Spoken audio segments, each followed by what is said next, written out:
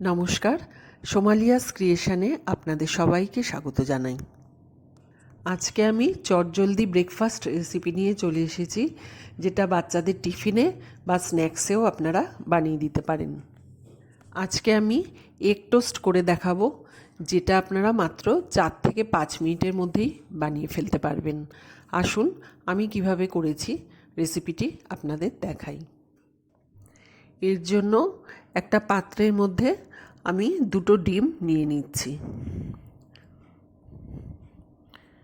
2টো ডিম নিয়ে এর মধ্যে আমি একটা 1 কোয়া রসুন গ্রেটারে গ্রেট করে দিয়ে দিলাম। একটা ছোট লঙ্কা কুচি দিলাম, আর দিয়ে দিচ্ছি একটা মাঝারি সাইজের টমেটো কুচি আর একটা মাঝারি সাইজের পেঁয়াজ কুচি, আর নুন স্বাদ মতো দিয়ে দিলাম, আর দিয়ে দিচ্ছি কাশ্মীরি লাল লঙ্কার গুঁড়ো। এইবার সবগুলো একসাথে আমি খুব ভালো করে ফেটিয়ে নিচ্ছি। ডিমের সাথে খুব ভালো করে ফেটিয়ে নিচ্ছি। আপনারা ইচ্ছে করলে এর মধ্যে কিন্তু গোলমরিচ গুঁড়ো করেও দিতে পারেন, তাতেও কিন্তু খুব ভালো স্বাদ আসবে। আর দিয়ে দিচ্ছি অল্প পরিমাণে দুধটা আমি জাল দিয়ে ঠান্ডা করে রেখেছিলাম। আর দুধ দিলে কিন্তু টেস্টটা বাড়বে আর নরমও হয়।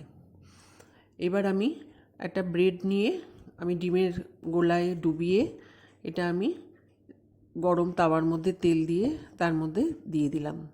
এবার ওপরে আমি টমেটো, পেঁয়াজ আর লঙ্কা কুচিটা দিয়ে একটু চেপে চেপে দিলাম। একইভাবে আরেকটা ব্রেড আমি ডিমের গোলায় ডুবিয়ে গরম তাওয়াতে দিয়ে ওপর থেকে আমি টমেটো আর পেঁয়াজ কুচি দিয়ে দিলাম। একটা সাইড হয়ে গেলে আমি উল্টে দিচ্ছি, অপর সাইডটা ভালো করে ভেজে নেব।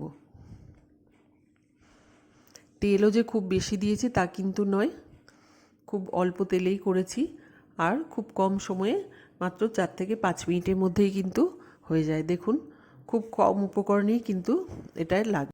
গ্যাসের ফ্লেমটা কিন্তু বাড়ানো যাবে না, মিডিয়াম টু লো ফ্লেমে করতে হবে।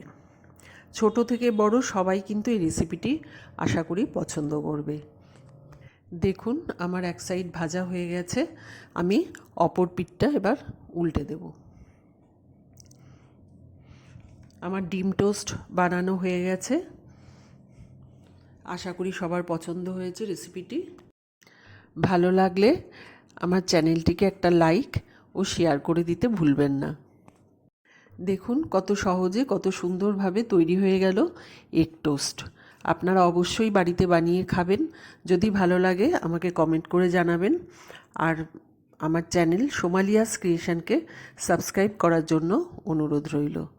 সবাই ভালো থাকবেন, সুস্থ থাকবেন। আবার অন্য একদিন অন্য কোনো রেসিপি নিয়ে দেখা হবে। নমস্কার।